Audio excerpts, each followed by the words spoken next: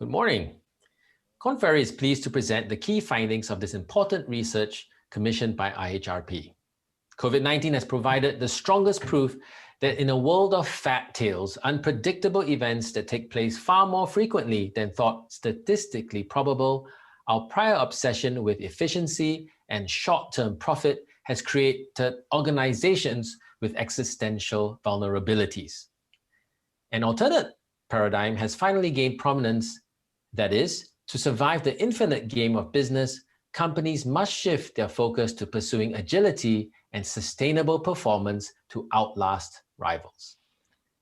Organizations that are handling the crisis better and even emerging stronger post-pandemic appear to have entered the challenge from a more favorable position compared to less agile counterparts. We attribute this to consistent investments in leadership and specific human capital areas. In other words, while leadership proved critical in such situations, prior structural investments gave them something to work with. These efforts, while very much accelerated under the pressures of early crisis response, were mostly part of an ongoing march towards an unending transformation agenda to build up capabilities for improving how they operated in a world of constant disruption. We've known before the crisis that organizations that incorporate agile methods can improve corporate performance, reaping substantial benefits such as higher employee productivity, greater team morale, faster time to market, and better quality offerings in comparison to traditional approaches. More importantly, new research suggests that this agile transformation can have a 20 to 30% uplift on the bottom line. While we didn't set out to research the importance of agility and how to build such organizations, the data pointed us in that direction.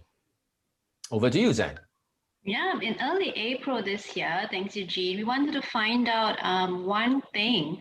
How can we help organizations become more agile and resilient? Okay, given this crisis, how can we prepare for our next crisis? And the first thing we did was to have a conversation with about 7 business owners and CHROs, both of MNCs and local companies. These are just 6 out of the 7 that we had conversations with. And we asked them this question: what did you invest in the last 5 years prior to COVID that really helped you become more agile and resilient? Okay, so we're going to share the answers, findings with you a little bit. Besides this, okay, we also wanted to have a quantitative survey, okay? So we're very privileged to have Singapore Business Federation as our partner, as well as IHRP, and we sent a survey to their members, and 65% of them responded.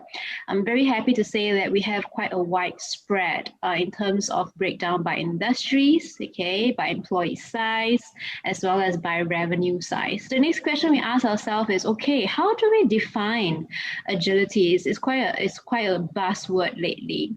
So Eugene, how do we define agility in this white paper? Okay, quite simply, we combined the responses we had in stage 1 interviews, the in-depth interviews that we had with those 7 companies, and we looked at some of the research that we've done prior at Korn Ferry around agility, and we came up with these 6 dimensions. So essentially, we were able to score our responding 65 companies against these dimensions. Now, what's really interesting is we didn't see agility as an attribute that you toggle on or off. Essentially, we looked at agility as a spectrum. So if you look at this graph actually plots all the different responses and how these companies fared on our agility scale. We had a cutoff of P30, so the lower 30th percentile of companies, which was I think 15 companies, we labeled them low agility, and then for the top P70, we actually labeled them high agility, and there were 25 of these companies, and everything else in between we labeled moderate agility. So think about and keep these 3 buckets in mind when we do comparisons. We typically compare low agility with high agility. Right, and thanks for that. So we want to find out what exactly makes this organizations, okay, more resilient and more agile when it comes to handling a crisis. The first interesting finding was that size doesn't matter when it comes to being agile. Okay, when we look at employee size, when we look at revenue size, okay, it's quite consistent that no matter what size you are, okay, you can still be agile. Okay, and this is quite synonymous to a HBR study conducted in 2018, okay, with hundreds of organizations embracing agility. So it really shows us that small firms, as well as larger companies like your Netflix, Spotify, Amazon, they all have the capability to be agile. What is interesting is that across the top 5 industries represented in the survey, we do notice that there were more organizations in financial services and ICT and media that were classified as having moderate or high agility, okay, being able to respond better to the crisis. The second thing we found out is that more high agility companies actually invested across a spectrum of human capital areas in the last 5 years. So this is not an indication of the dollar investment. It just says that high agility companies actually invested in more human capital areas in the last 5 years. The next question we had is, what are the kind of human capital areas that made a pivotal difference to agility? Okay, so when we want to measure this, we actually use the 11 human capital process areas. Okay, this is what we use for the human capital diagnostic tool, which included areas on operational human capital as well as strategic human capital areas. Thanks, Ed. So I guess the next question would be the pivotal differences in human capital investments that were made over the last 5 years. Remember, we talked about organizations coming in stronger than their low agility counterparts. So what were some of those investments that they made? Were there differences between high agility and low agility organizations? And these were the 5 that had the most differences between the 2 categories. So we had transparent and outcome-based performance systems, and of course, competitive and equitable compensation, which kind of fits together, strong employee proposition, next generation leadership, and finally, career pathways for employee growth. So a bit of an emphasis on the learning culture was put in. Yeah, so this quantitative analysis also came out when we talked to our 7 business leaders and CHROs. For instance, when we spoke to Ryan, CEO of iceflora.com, one of the first few things they did that made a difference, paid dividends during COVID, he mentioned is actually a more transparent outcome-based performance management process. Okay, so they designed and redesigned their performance management such that it's linked to really the organization objectives. People felt more engaged because they knew that whatever they put into the work has a direct correlation to their reward system. So it's actually point 1 and point number 2. Yeah. Hey, Zen, I suppose that if you have transparent and outcome-based performance systems, you are also less prone to managing or micromanaging the process itself of doing the work, the how. And you're more concerned with, what gets done. And so in many ways, it helps us think about how empowerment is enabled in these companies, where they allow employees to just get, understanding of what's expected, and then for them to figure out what they need to do. So in a crisis, I suppose, when everything's out the window, they still have the same thought process of trying to figure out how they can get the outcomes that they need to see. Yeah, absolutely. I think Ryan mentioned that this has helped them during the circuit breaker when all of us couldn't go to the office. He didn't need to worry about measuring, sort of micromanaging the task that is taking place because the KPIs are really already set. Right. And I guess even if you change the KPIs during a crisis, people are just used to taking accountability. Isn't that right? Yeah, so that was a really nice story we have. And you can read these articles also on the IHRP website. Okay, so you can read all these stories of other business leaders. The next interesting thing we found out, okay, we want to find out what are some critical leadership traits that employees actually observed that help organizations become more agile and even accelerate through this crisis, okay? So what we found out is that high agility versus low agility organizations, we have pivotal differences. One is the high agility companies, they actually mentioned that the leaders showed a lot of composure under crisis, decisiveness in ambiguity, instilling trust. Okay, this is really interesting. Hmm. And yeah, we had a conversation as well about trust. Okay, in fact, Pearl of Keystone Cable, she mentioned that there was so much trust with the employees of Keystone, I think around 200 employees, okay, that it really enabled the effectiveness of their communications and engagement during the COVID period. Everybody was supportive, everybody cascaded the communication, everybody helped one another out. And that is the basis, that is what you get with the foundation of trust. Yeah, I remember that conversation. That was fantastic. And I Yeah. think, in a time of crisis where people are in uncertain situations, you don't really trust perhaps the system. You don't perhaps trust, the way you used to do things because everything's out the window, but you have to trust your leader. And so this relationship is critical. Yeah, so cultivating a culture of trust and openness has paid a lot of dividends when it comes to how agile the workforce is during this crisis period. The interesting thing, another one that we found out, is that a lot less data-driven decisions were observed, okay, during this COVID period. Maybe Eugene, what is your hypothesis of this finding? Because it's like a reverse number almost between high agility and low agility. Yeah, this stumped us for a while, and we were thinking about this. And if you really think about how data is set up, right? Data is what you collect when something happens, and over time you collect more and more data. But it is about describing the past. So if you're moving into a disruptive situation and the future is ambiguous, where there's no data or insufficient data, being overly data driven sets you back because then you wait for the data to catch up.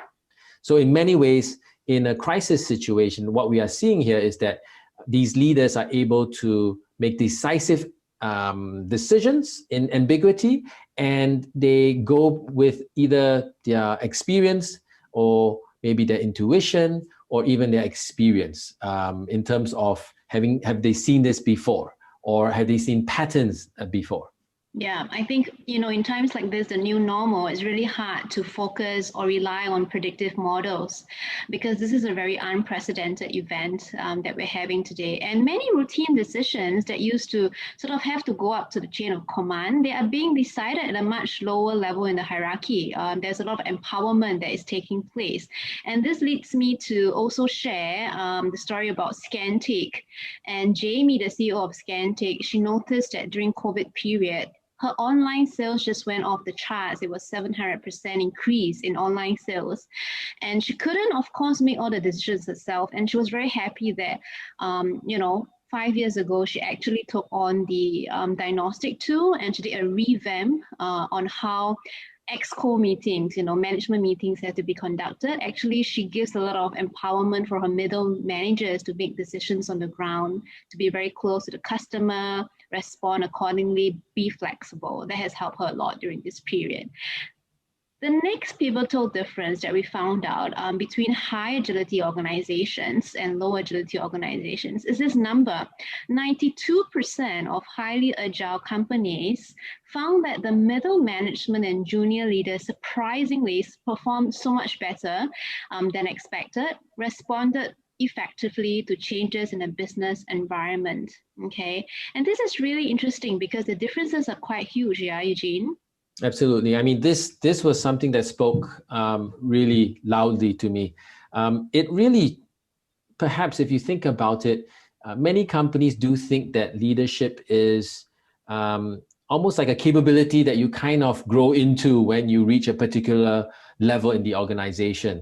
Whereas, some of the more advanced, progressive thinking companies, they look at leadership as a skill that everybody or every employee has, and you have to develop that from a very, very early stage in their career. And therefore, leaders are provided opportunities to develop these skills in special programs, in assignments from a very junior stage. Now, my hypothesis is that low agility companies basically amass some funds, and they put their more senior people who are found in their leadership position to go for leadership training. And therefore, for both companies, high and low agility companies, their confidence in their leaders moving through the crisis was very high for senior leaders. But then this discrepancy is only seen in high agility companies because they probably invested in the middle and junior level leaders throughout. Yeah, absolutely. So for Keystone Cable, for instance, they actually established an academy 7 years ago in 2013. So a lot of foresight with the leadership in Keystone. And the idea for this academy was to expose junior and middle level employees with more learning opportunities to cross-learn and build them up with skill sets to take over different kind of roles. Similarly, with Marcus, of CEO of OmniPlus, is a very high growth organization, and his philosophy is if you take care of your people, they will take care of your business. Okay, I think that's a lovely philosophy to have. With that, we want to thank you for paying attention to this white paper sharing. We'll be happy to take any questions. After this, we have a 5 minutes Q&A. If you want to contribute to a more agile and resilient organization, okay, whether it be local or global organization, join us in this study. Okay, the survey is still open. We would love to hear from you. Just scan this QR code or get in touch with Eugene and myself or in touch with IHRP. We'll be happy to assist you. We hope that you can help us make this survey even more robust. Okay, so thank you and welcome any questions from now onwards. Thank you, everyone. Hi, everyone. Thank you for staying with us throughout this presentation. This is Zen, and with me is Eugene. If Hi, you everyone. have any questions, feel free to unmute yourself. I know it might have been a long day listening to a lot of presentations, but we would love to engage with you. I see about 40 participants over here. Where are you guys from? Do you have any questions for us? How are your organizations doing when it comes to agility? Let us know if you have any questions.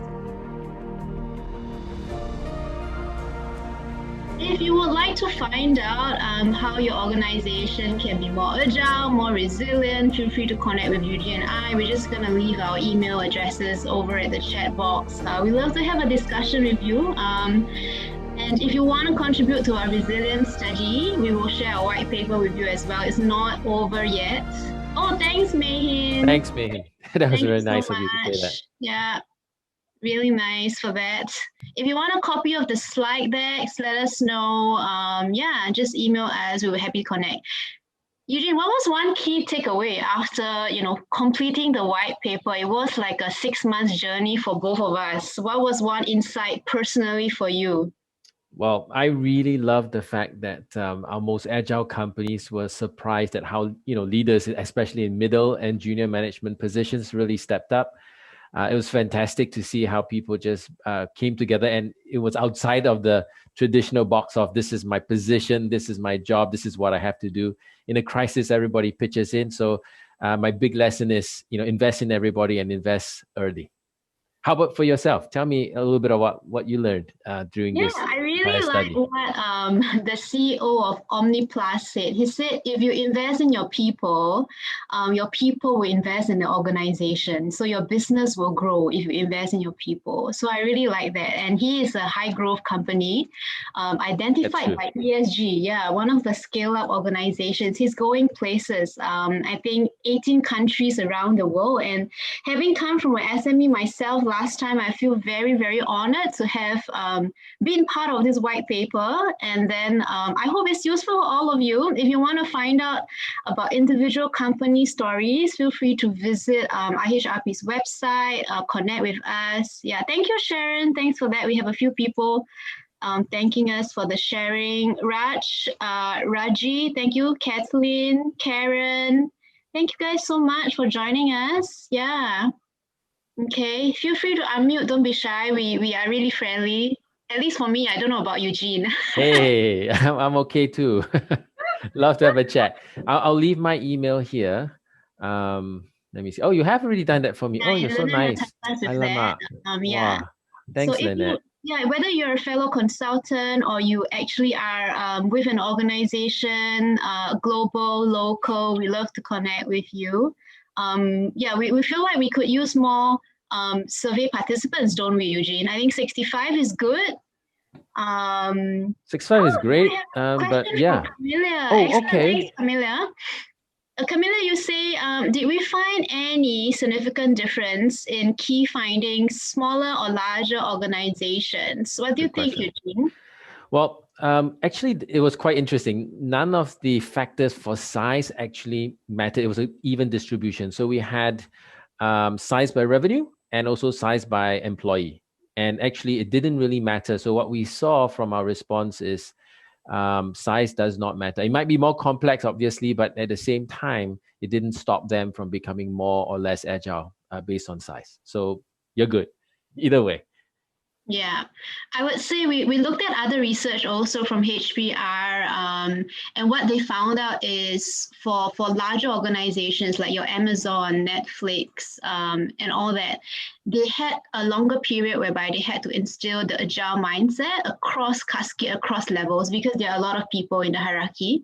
And there are certain success factors that makes it easier for them to have agile factors in large organizations. But for smaller organizations, sometimes it's easier as well because it's just the size of the organization. You don't have that many hierarchy. You have flatter structures. You can respond more quickly. Camilla, do you come from a large or small organization? Like, what is the size of your organization that prompted your question? Thank you for that question, by the way.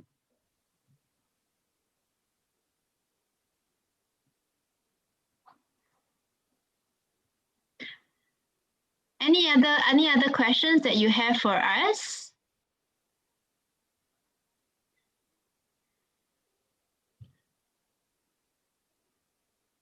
Or are you ready for lunch?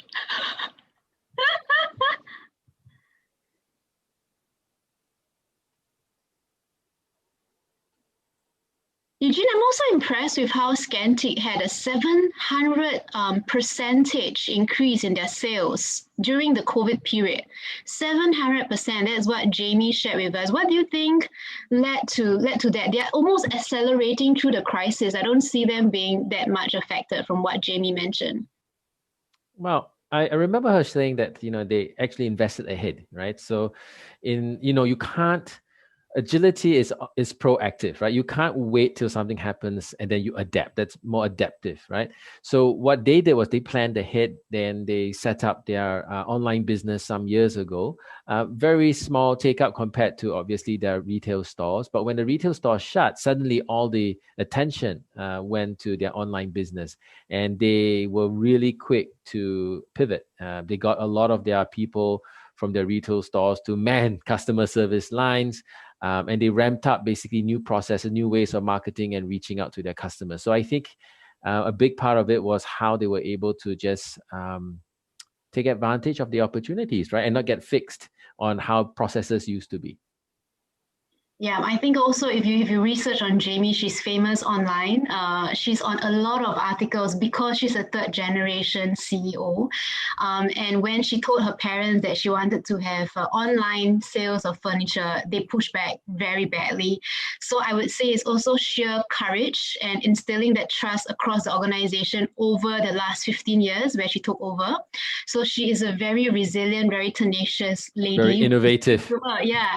And she already does a lot of horizon planning, scenario planning. And I remember she said this, in her firm, she has a 30-70 rule. Okay, in all executive meetings, she said 30% of the time she and her C-suite, right? She allows 70% of the time to be done by her middle managers, right? And that proved to be amazing because during COVID, the middle managers were ready to make decisions. Yeah, so that was really nice training for them.